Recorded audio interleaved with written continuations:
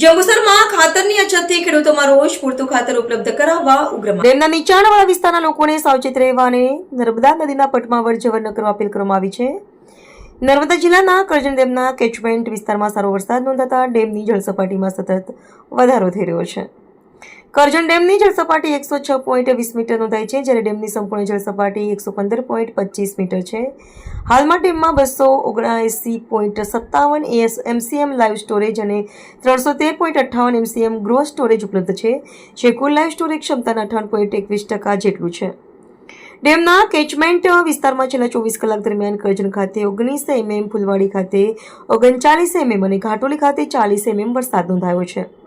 જ્યારે ચાલુ ચોમાસામાં અત્યાર સુધી કરજણમાં કેચમેન્ટ વિસ્તારમાં 557 એમએમ, ફુલવાડીમાં 692 એમએમ અને ઘાટોલીમાં 1012 એમએમ વરસાદ નોંધાયો છે.